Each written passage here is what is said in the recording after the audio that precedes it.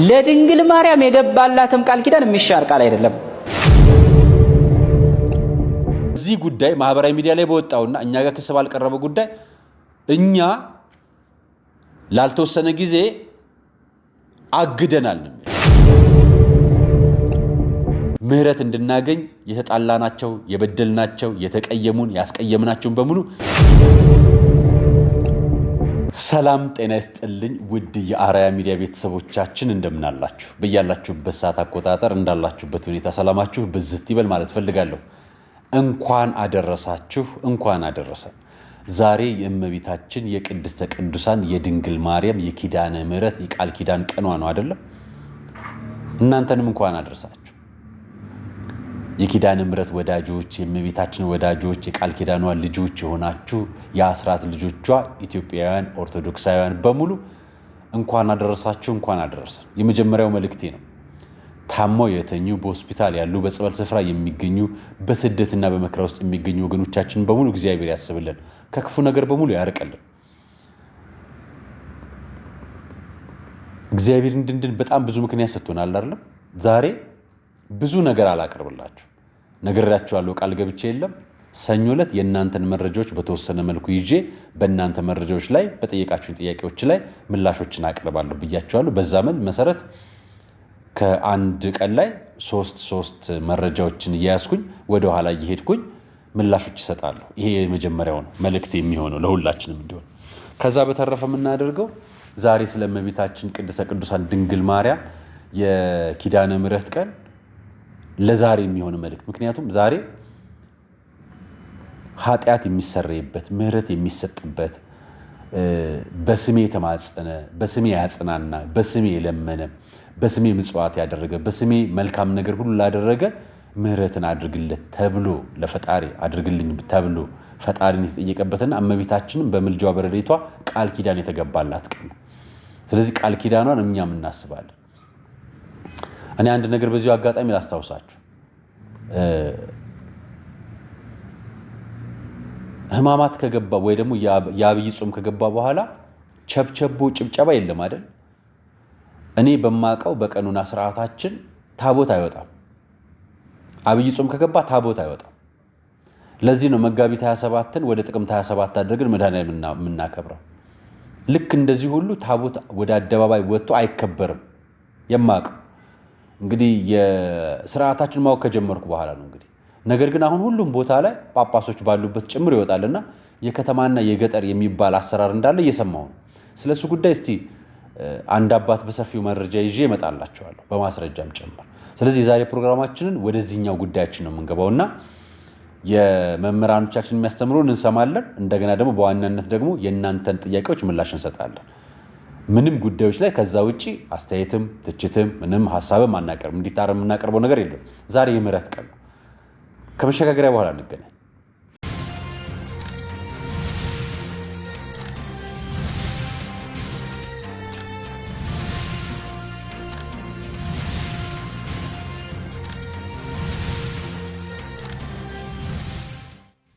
የመጀመሪያው መረጃ ከአዶናይ ምን ሆነ ከብፁዓን አባቶቻችን የተደበቀው ነገር ምንድነው ከሚለው ቪዲዮ ላይ ከተሰጡት ኮመንቶች መካከል ለእናንተ አስተያየት እሰጣለሁ። አንደኛው በጣም እዚህ አስተያየት ላይ ካየሁት ነገር መካከል የቅዳሴ መግቢያውን አሰምቻችሁ ነበርና ብዙዎች ምናልባት ከሀገር ውስጥ የላችሁም ይመስለኛልና እውነት ነው፣ ያማል፣ እንባዬን የሚመጣው ቅዳሴ ሳለሁ እንዲሁ ይሰማኛል፣ ያመኛል፣ ወንድሜ ክበርልኝ። ለቅዳሴው ላሰማኋችሁ መግቢያውን ብዙውን በዚህ አይነት አስተያየት የበዛ ነውና እኔም አመሰግናለሁ። ለምታቀርብልን መረጃ አመሰግናለሁ። ወንድማችን ታናሻችን አዶናይ ምን አደረገ? ዘረኞች እባካችሁ ረፉ የሚል መልእክትና በጣም ብዙ እዚህ ላይ ቀና የሆነ መልእክት ነው እየተላለፈ ያለው። ስለዚህ ይሄኛውን ገጽ በእንደዚሁ ባልፈውና ባሳያችሁና የቅዱስ ሲኖዶስ ይፍቀድልኝ አባ ገብረ ኪዳን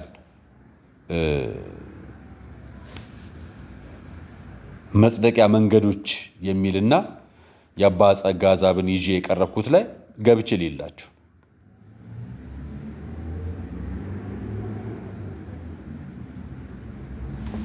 ወንድሜ ከመናገር ይልቅ ነገሮችን አጣርቶ ማየት ጥሩ ነው። ሁሉንም ማሰብ ያስፈልጋል። አንዳንድ የምታስተላልፈው ነገር ያስጨንቀኛል።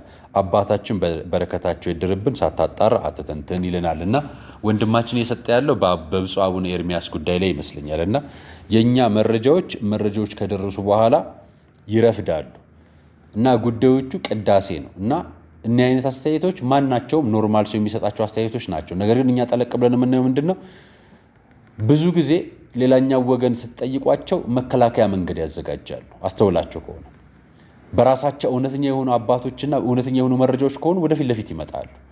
አስተውላችሁ ከሆነ ብዙዎቹ ምላሽ የማይሰጡት መረጃው እውነት እንደሆነ ስለሚያውቁ ነው። ምላሽ የሚሰጡት አባቶቻችን ደግሞ ምን ይሆናሉ መሰላችሁ?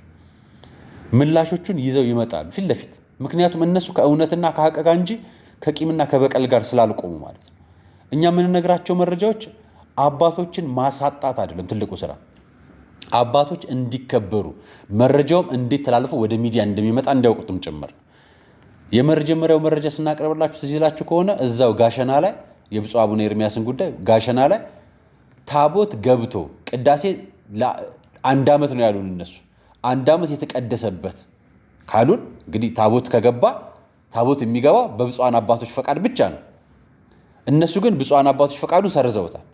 ብፁዕ አቡነ ኤርሚያስ ምን አረጉ? ከዛ መረጃውን ላኩልን፣ ደወሉልን፣ አናገሩ። ስለዚህ ምን አረግን? መልሰን አስተካከልን፣ ይቅርታ ጠየቅን፣ ወደኋላ መለስን እና መረጃውን ብዝም ብለን ጸጥ ብንለው እነዛም ሰዎች ቂም እንደያዙ ህዝቡ እንዳሳደሙ ይቀራሉ። ብፁዓን ብፁዕ አቡነ ኤርሚያስም መረጃው ተደብቆባቸው ይቀራል፣ አይወጣም። ነገር ግን እንደውም ወደ ሚዲያ በማምጣታቸው ብፁዕ አባታችን ቶሎ መፍትሄ ያገኙ። እኛም እዛ አካባቢ እንዲህ ስለሚያሳስቱ ብዙ መረጃ ያገኘ። እንደው ለዚህም የሚሆናችሁ ይህንን ቪዲዮ ተከታተሉት። ጳጳስ ሳይኖር አንዳችሁም ቄስ አልሆናችሁ። ምዕመናን ተሰብስበው መምህር የገሌ አላሏችሁ፣ ዲያቆን ገሌ አላሏችሁ። ስለዚህ ቤተ ክርስቲያንም እንዲሁ ነው። እኛ እውቅና ሳንሰጥ እናንተ ቤተ ክርስቲያን የምትሉ ከሆነ ነገ አንዱን ወጣት ዲያቆን ልትሉ ነው ማለት ነው።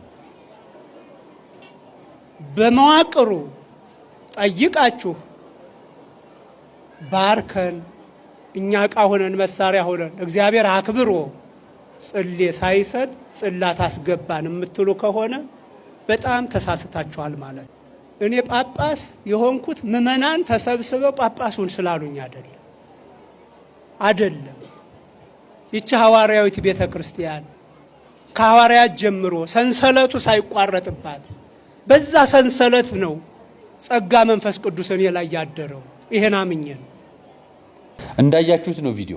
ይሄ ቪዲዮ ላይ በግልጽ ብፁዕ አባታችን መረጃዎቹን እንዴት አድርገው ለህዝቡ ከዛ በኋላ ማስተላለፍ እንደጀመሩ አይታችኋል። ይሄንን ብያችሁ ልለፍ ለዚህኛው መረጃችሁ። በጣም አንድ የገረመኝ ነገር ለብዙዎችም ማስተያየት ከሚሰጡት ነገሮች መካከል ሌላ የክህነት የሌለው አስተዳደር ያለ ከጎንደር እዛ ያለውንም አጭበርባሪ አጋልጥልን ይላል። ክህነት የሌለው አስተዳደር ያለ ይመስለኛል። ወንድማችን ጸጋዬ ክፍሉ ያወጣው መረጃ አለ። ምስጋናው የሚባል አስተዳዳሪ የቤተ ክርስቲያን ካህን ያልሆነ መምህር የነበረ ጎንደር ተወለድኩ ብሎ ትውልዱ ደቡብ ኢትዮጵያ ክልል እንደነበር የሚገልጽ ከነመታወቂያው ጭምር አጋልጦታልና ምናልባት ጎንደሮች እዛ አካባቢ ያላችሁ ሰዎችም የቤተ ክርስቲያን አስተዳዳሪዎች ብቻ ሳይሆን እዚህ በተሐድሶ እንቅስቃሴ የሚንቀሳቀሱ እና ሚዲያ ላይ እየወጡ የሚናገሩ ሰዎች የምታዩቸው በአብዛኞቹ ጎንደር ካሉ የተለያዩ አስተዳዳሪዎችና ግለሰቦች ጋር የሚገናኙ ናቸው። እሱን አጣሯቸው፣ እናንተው ድረሱባቸው። እኛ ፍንጩን እንሰጣችኋለን። ጉዳይ አስፈጻሚ አይደለንም፣ ግን ታውቁታላችሁ መረጃውን ሲጨምር። ሌላኛው መረጃ ኢየሱስ የሚለው አጋንንቶች አሉ ብለው እነ ዘማርያም ወርቅና የሊቀ ሊቃውንት ስሙር አላምረው የተናገሩትን መረጃ አስከትሎ የተሰጡ መረጃዎችን በተመለከተ በጣም የሚገርመው ነገር እኔ ብዙ ጊዜ ኮመንቶች በየቀኑ ገብቻ አላይም። በተቻለኝ አቅም ብዙ ሰው ግን መረጃ ይነግረኛል እና ስለ ዘርፌ ስለምናምን ነውና የተሰጡት አስተያየቶች በጣም ፖዚቲቮች ስለሆኑ እሱን አልፈዋለሁ። ምክንያቱም ለእናንተ ምላሽ የሚያስመልስ ስላልሆነ እሱ ዶክተሩ ገደላቸው የሚለው ላይ አብዛኛው መረጃ እውነት እንደሆነ ይናገራል። እና አንድ ሰው ምን አለኝ መሰላችሁ እንደውም ካነበብኩት ትላንትና ማታ ለእናንተ ለማቅረብ ካነበብኩት መካከል እዚህኛው ላይ ሳይሆን የምዕራብ ሸዋ ላይ የተፈጠረው መረጃ አርአያ አንተ ኦሮሞ ትጠላለህ ኦሮሚያ ብቻ ነው ወይ የሚታየህ አለ ስለ አዶናይ የተናገረው ንግግር መካከል አዶናይ ባትሪ ማስታወቂያ አንድ የምዕራብ ሸዋ ስራ አስኪያጅ የቤተክርስቲያን ስራ አስኪያጅ ተናገረና ትክክል አይደለም ቻሌንጅ ሊቀላቀል አይገባም የቤተክርስቲያን አሰራር ቤተክርስቲያንም ያለም ቻሌንጅ ልትቀላቀል አይገባትም እሱ ከሆነ የነፍስ ድህነቱን ተታ የገንዘብ ድህነት ውስጥ ገብታለች ገንዘብ ላይ ገብታለችና ገንዘብ ላይ ደግሞ ከገባች ንዋይ ነው ንዋይ ደግሞ የዓለም ነው እኛ በነፍሳችን በስጋችንም የታመምነው ህመም ምንድነው በቤተክርስቲያን ነው ብለን እንዴት የቤተክርስቲያን አሰራር እንደዚህ ይገባል ብለን መረጃዎችን አጋርቻችሁ ነበርና ትግራይ ያሉ ኦሮሚያ ያሉ ሌላ ክልል ያሉ አይታዩም ወይ ብሎ ሐሳብ አነሳል አምጡልን ይሄው አሁን ቅድም ነገርናችሁ ጎንደር ላይ ያሉ አስተዳዳሪ ካህን ያልሆኑ አስተዳዳሪ ተቀጥረው ደሞዝ የተከፈላቸው እየሰሩ ነው አንድ ቤተክርስቲያን ላይ ጸጋዬ ክፍሉ ፔጅ ላይ ገብታችሁ ተመልከቱት ዩቲዩብ ላይ ወንድማችን በተለያየ አጋጣሚ የቤተክርስቲያን ጉዳዮች ላይ መንፈሳዊ እሴቱን ሳይለቅ ቤተክርስቲያን ጉዳይ ላይ መረጃዎች የሚለቅ ነውና እንዲህ እየተናገርን አይደለም ወይና ስንናገር ወደ ዘር ወደ ሰፈር ወደ ጎጥ ለምን ተወስዱታላችሁ እናንተ በነገራችን ላይ ይሄን ለተናገርከው ሰው ነው የምናገረው እንጂ ሌሎቻችሁ እንደዚህ እንዳልሆናችሁ እርግጠኛ ነኝ ለምንድን ነው ወደ ራሳችሁ ሰፈር የምትወስዱት ጥፋት የእናንተ ሲሆን ትክክል ለምን ታደርጉታላችሁ ቤተክርስቲያን ጥፋትን ለማንኛውም ሰው ልክ እንደሁል ጥፋተኛ ነው ኃጢአተኛ ዘር አለው ወይ የንትን ዘር ኃጢአተኛ ነው ብላ ታውቃለች አታውቅም እኮ ቤተክርስቲያን ስለዚህ ልክ መልእክቱን ስትቀበሉትም እዚህ ፕሮግራም ላይ ስትመጡ ማለት የፖለቲካ ጽንፍ ይዛችሁ ወይ ደግሞ የሆነ ፖለቲካ ተደገፈብኝ ተቃወመብኝ ብላችሁ ወይ ደግሞ የኔን ሰፈር ካህን ተናገርክብኝ ብላችሁ አትምጡ እኛም ምንናገረው እዚህም ሰፈር ይሁን እዛም ሰፈር ይሁን ቤተ መንግስትም ይሁን ከቤተ መንግስትም ውጪ ይሁን ስለ ቤተክርስቲያናችንና ስለ ሀገራችን ነው የምንናገረው ከሱ አንፃር ወሰዱትና መልእክቱን ሌላም አካባቢ ቢሆን ብላችሁ ያዙት ስለዚህ የእናንተ አካባቢ ጥፋት ሲወጣ የሌላ አካባቢ ፈልገን እስኪወጣ ድረስ መጠበቅ አይጠበቅበትም መረጃው ለእናንተ መድረስ አለበት የሌላ አካባቢ ደግሞ ሲወጣ ልክ በዛው መልክ ይወጣልና አትሳሳቱ በዚህ መልክ ለእናንተም እንዳትሳሳቱ መረጃ ይሆናችሁ ብዬ ነው እንማጋራችሁ ሌላኛው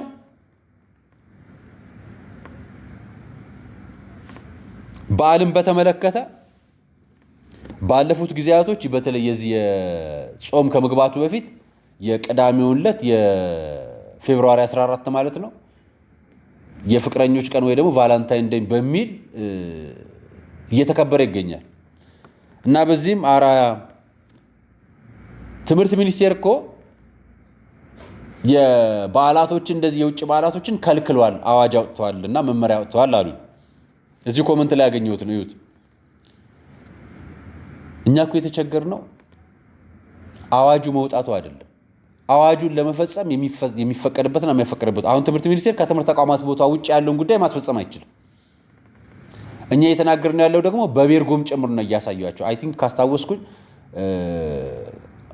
አዋሳ ይመስለኛል አይደል ያን ቀን ቪዲዮ ያሳያችሁ የሆነ ሆቴል ቴዲ የሚባል ሆቴል ነው ምናምን መናፈሻ ወይ ካረሳውት ማለት ነው እና እንዲህ አይነት ነገሮች በጣም ብዙ ቦታዎች አሉ እና እኛ ቅበላ የምንቀበለው ንስሐ በመግባት ስጋ ወደሙን በመቀበል ክርስቶስን በመቀበል እንጂ የኛ ቅበላ የስጋ መብዛት የመጠጥ ቤት መብዛት ምንድነው ዝሙት በመፈጸም መሆን የለበትም የሚል ነው ፕሮግራሙ አንደኛ ቅዳሜና እሁድን ከግዝት በዓላቶች መካከል ስለሆነ ያሉት ቅዳሜና እሁድ በቅዳሜና እሁድ ቀን ማድረግ አይቻልም ነው መልእክቱ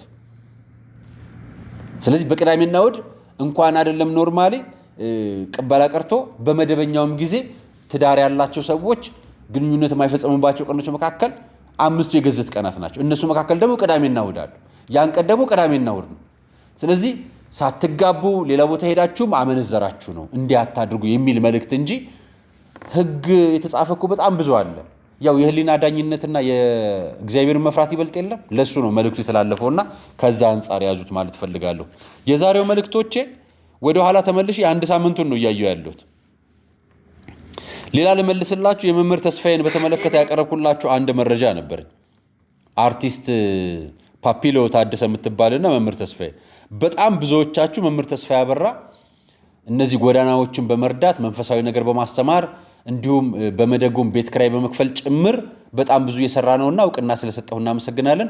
የሱን ፎቶ ስናይ ምን ልትለው ነው ብለን እና ወይሱንም ማናግረው የሚል ሐሳብ የያዙ ኮሜንቶች በጣም ይበዛሉ ካዩአቸው ኮሜንቶች እና እኔ ምን አልኳችሁ መሰላችሁ? አሁን የሱን መልስ ሰጣችሁ። መምህር ተስፋዬ እኔ ወዳጄ ነው፣ የቅርብ ወዳጄ ነው። የሚሰራቸውን ስራዎች አውቃለሁ። በጣም ነው የምንከባበረው፣ በጣም ነው የምወደው። የሚፈልገው ነገር ካለ ይደውልልኛል፣ እኔ የምፈልገው ነገር ካለ ደውዬ አናግረዋለሁ። ያሳየሁት ደግሞ እኔ ምንድነው አይታችሁ ከሆነ ህንጻ ቤተክርስቲያን ነው የሚሰራው ኢትዮጵያ ውስጥ። በጣም ህንጻ ቤተክርስቲያን የማይሰራ የለም። እያንዳንዱ ሀገር ስብከት፣ እያንዳንዱ ቤተ ክህነት አመራር፣ እያንዳንዱ ካህን፣ እያንዳንዱ ቤተክርስቲያን አስተዳዳሪ ህንጻ ቤተክርስቲያን ነው እየሰራ ያለው። እንዴ ለምንድን ነው ይሄ የሚሆነው? ሰው ላይ ማን ነው የሚሰራው? እየጠበቅን ያለ ነው እንትን የዓለም አቀፍ ስደተኞችን ተቋም፣ የኢትዮጵያ የአደጋ ስጋት ስራ አመራር ኢንስቲትዩትን፣ የግለሰብ ሲቪል ሰርቪስ ምንድነው የሲቪክ ማህበራት ተቋማትን ነው እርዳታ እንዲረዱ የምንጠብቀውና ሰው ቆሞ ስራ መስራት ከጀመረ በኋላ ግን አስራቱን የምትጠብቅ ቤተክርስቲያን አለች። አስራቱን የሚጠብቅ ደግሞ የመስጊድ አለ። አስራቱን የምትጠብቅ ደግሞ ቸርች አለች የፕሮቴስታንት። ለምን ያ ይሆናል? ሰው መስራት ያለብን እኮ ከታች ነው። እነ ኦቻ፣ እነ ሴቭ ዘ ችልድረን፣ እነ ይሄ የኤስኦኤስ ቻይልድ ቪሌጅ የሚባሉት በሙሉ በቢሊየን ብር በጀት እየበጀቱ ህፃናትን ማሳደግ፣ መንከባከብ፣ እርዳታ መስጠት በሚል ሰበብ ይዘዋቸዋል። እነዚህ ልጆች ማብቃት የቤተ ክርስቲያንም ድርሻ ነው። ስለዚህ እንደዛ ከሆነ ጎዳና የወጡትን ማብቆምም ማብቃትም የኛ ድርሻ ሊሆን ይገባልና በዚህ ሳምንት እንደውም አንድ የሆነ አካል እናቆማለን ብያችሁ ይዤላችሁ መጣለሁ ብያችኋለሁና በዚህ ሳምንት አሳውቃችኋል የመጨረሻው። ምክንያቱም ከየትኛው ስቴፕ መሄድ እንዳለብን ስለምንለይና እኛ የምናደርገው ምናልባት መምህር ተስፋዬ እየሄደ መንፈሳዊ ቃለ ወንጌል ያስተምራቸዋል፣ ስጋው ደግሞ እንዲቀበል ያግዛቸዋል፣ የቤት ክራይ እንዲከፍሉ ይተባበራቸዋልና እሱ ነገር አፕግሬድ ለምን አናደርገው? የተሻለ ለምን አናደርገው? እንደ ሀገር ስብከት ስለምን አይያዝም? በአሁን ሰዓት 5.8 ነው 5.2 ሚሊዮን ኢትዮጵያውያን በሀገር ውስጥ ተፈናቃይ ናቸው። እዚህ ውስጥ ሙስሊም አለ፣ ኦርቶዶክስ ይበዛል። በጣም ብዙ ኦርቶዶክስ ነው የሚበዛው። አይ ቲንክ ከ80% በላይ ኦርቶዶክስ ነው ያለው። ሙስሊምም አለ በጣም ብዙ ፐርሰንቱ። ስለዚህ ሙስሊሙም ኦርቶዶክሱም ፕሮቴስታንቱም ካለ ፕሮቴስታንቱን ብዙ መረጃ ስለሌለኝ ማለት ይኖራል። ያው የእምነት አይነት ይለያያል፣ ይኖራል። ስለዚህ እነዚህን ሰዎች ማቆም በቃ በህይወት እንዲቆዩ በራሳቸው እንዲቆሙ ቤተክርስቲያን እንዲመላለሱ መስጊድ እንዲመላለሱ ቸርች እንዲሄዱ ማድረግ መቻልና ይሄ የመኖርና ያለመኖር የህይወት ዋስትናቸው ጥያቄ ውስጥ እንዳይገባ ማድረግ የሚችል የቤተክርስቲያን ስራ ልትሰራ ይገባታል የኔ ጥያቄ። ስለዚህ ያንን ለማድረግ እኔ እንደ አንድ ኦርቶዶክሳዊ የተቸገረን ሰው ምንድነው የራበው ሆድ ጆሮ የለውም እንባባል የለም። ስለዚህ የራበው ሆድ ጆሮ ስለሌለው መጀመሪያ ረሃቡን እናስታክስለት። ራሳችን የሚሰራውና ሴፍ ዞን አይደለሁም የሚልበትን ነገር አቋቁሞ አሁን እኛ ስራ እየገባን የምንወጣ መንግስት መስሪያ ቤትም ተቀጥረን የምንሰራ የዕለት ገቢ የምናገኝ የምንሰራው ስራዎች ቢያንስ ሴፍ ዞን ነው ያለነው። እነዛ ይሄንን ውስጥ አይደሉም፣ የኛን ምጽዋት ነው የሚጠብቁትና ከዛ አውጥተን ራሳቸው እንዲቆሙ አድርገን ሰርተው መተዳደር እንዲችሉ አድርገን ያን መተዳደር ከቻሉ በኋላ ደግሞ ወንጌል ሰብከናቸው ወንጌልን እያሳወቅን ዓላማው የመጨረሻው ዓላማ ስጋው ደግሞ መቀበል ድረስ እንዲሆን ድረስ አሳምነን ወደዛ እንግባ ነው የኔ መልእክት። ስለዚህ እሱን ስራ ለመስራት እንጥራለን። በዚህ ጉዳይ ብዙዎቻችሁ እንደምትሰለፉ ቃል እንደምትገቡ ነገራችሁኛልና እሱን ጅማሬ አስፈጽመዋል። ስለዚህ እሱን ጅማሬ እንቀጥላለን የሚል ነው እንጂ እነንተናን እየሰሩ ያሉትና የማይታወቁም እኮ አሉ። እውቅና መንፈግ አይደለም፣ የበለጠ ነው የምናሳውቀውና በዛ መንገድ እዩት ለማለት ፈልጌያለሁ። በመጨረሻም ከመልእክቶቻችሁ አንጻር የማቀርበው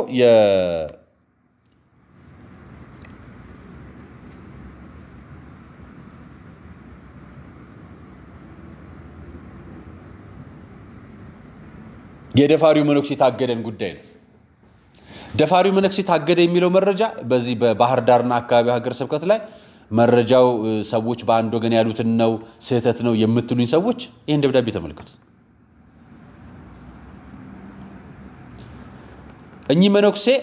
እኚህ ቆሞስ መነኩሴ ናቸው። የደፈሯትም መነኩሴን ነው። እንግዲህ ክሱ ላይ እንደተመሰረተውና በተለያየ ሚዲያ ላይም እንደሰማን መጀመሪያ ያወጧት እነ ቴዶ ዘሩፋኤልና ባሮክ ናቸው።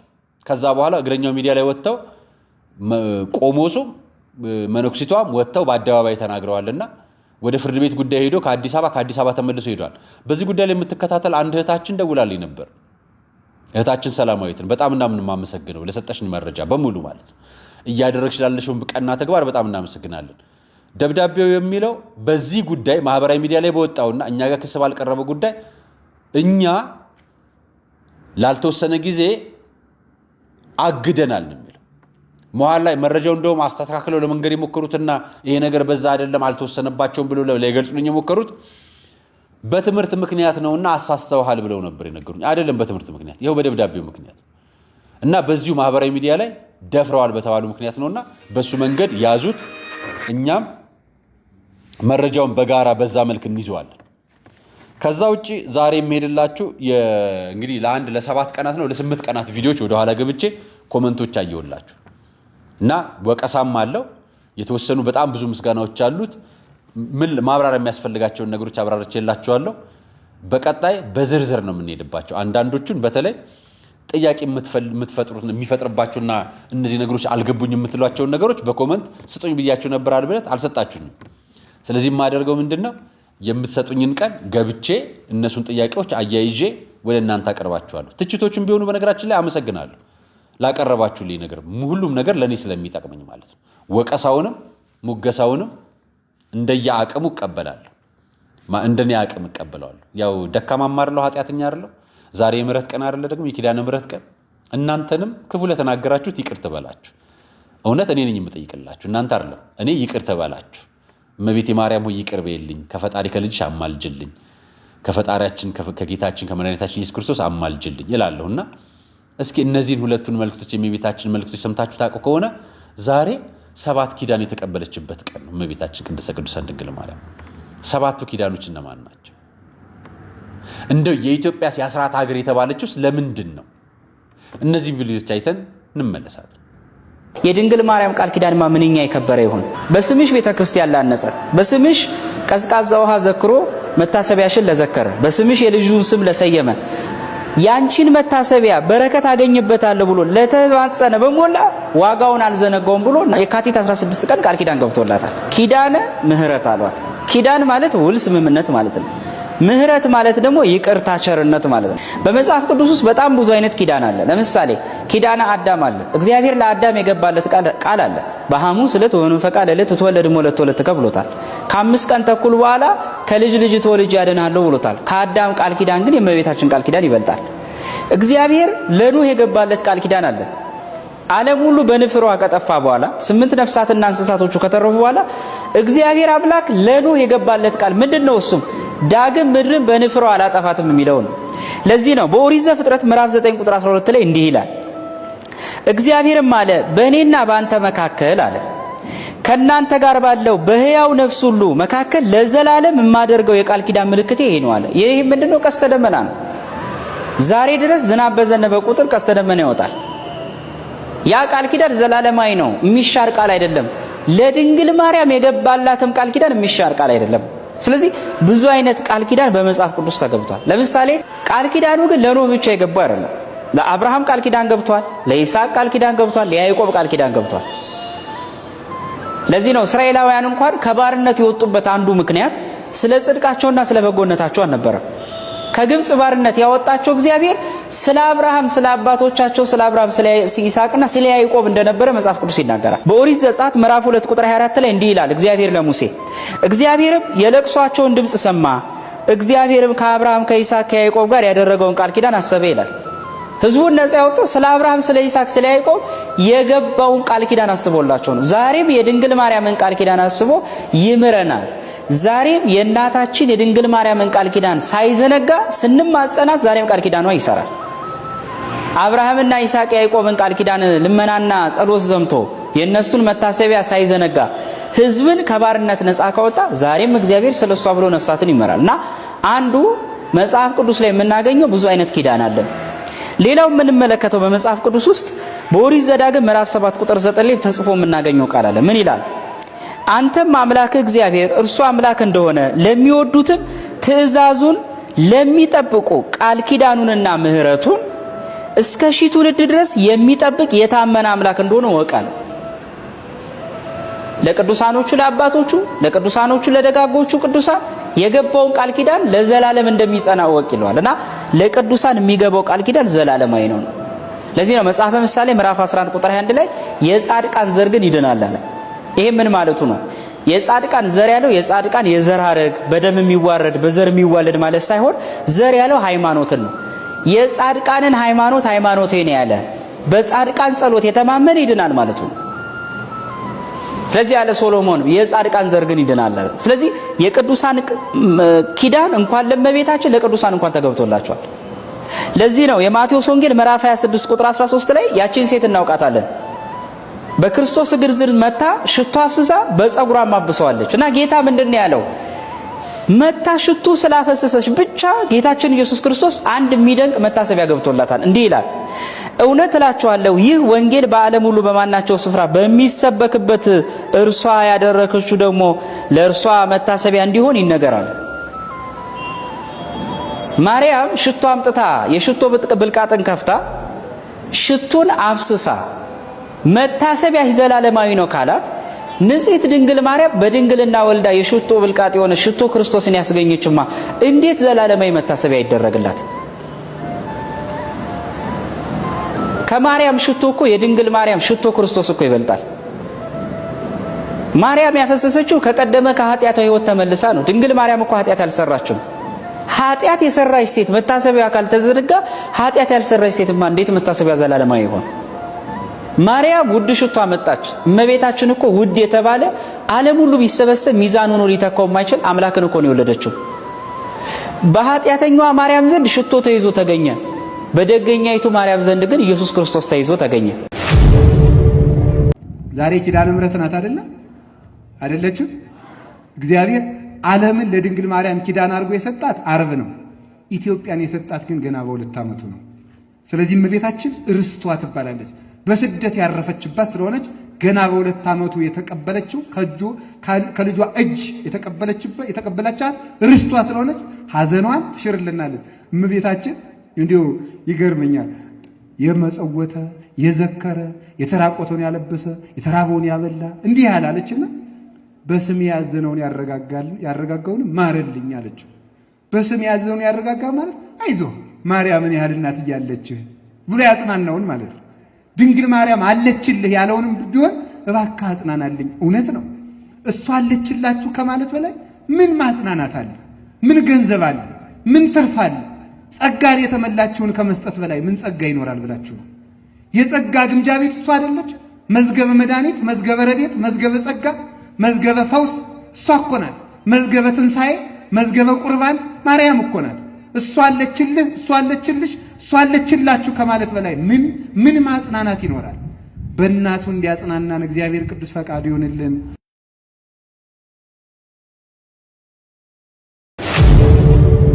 አመሰግናለሁ። ውድ የአርያ ሚዲያ ቤተሰቦቻችን የዛሬ ቆይታ ይመስል ነበር። ምክንያቱም ዛሬ የምህረት ቀን ነው። ስለዚህ እኔ የተቀየማችሁኝ ይቅር እንድትሉኝ፣ ያስቀየማችሁኝ የመሰላችሁን ደግሞ በሙሉ ይቅር እንዳልኳችሁ የምነግርባችሁ ቀን ነው። ምክንያቱም ዛሬ ጌታችን መድኃኒታችን ኢየሱስ ክርስቶስ ጾም የጀመረበት የመጀመሪያው ዕለት ቅድስት ነች ዛሬ። ስለዚህ በቅድስት ቀን ክፉ አንናገርም፣ ክፉ እንዲገጥመንም አንመኝም። መልካሙ እንዲገጥመን ጾሙን እንዳስጀመረን ጾሙን በሰላም እንዲያስፈጽመን ምህረት እንድናገኝ የተጣላናቸው፣ የበደልናቸው፣ የተቀየሙን፣ ያስቀየምናቸውን በሙሉ ይቅር የምንባባልበት ከፈጣሪ ዘንድ ምህረት የምናገኝበት ቃል ኪዳን የሰጠን ቀን ስለሆነ እመቤታችን ቅድስተ ቅዱሳን ሁላችንንም ትማረን፣ ይቅር ትበለን ማለት ፈልጋለሁ። የዛሬ ቆይታ ይመስላል። ለነበረው ቆይታ አመሰግናለሁ። ሰናይ ቀን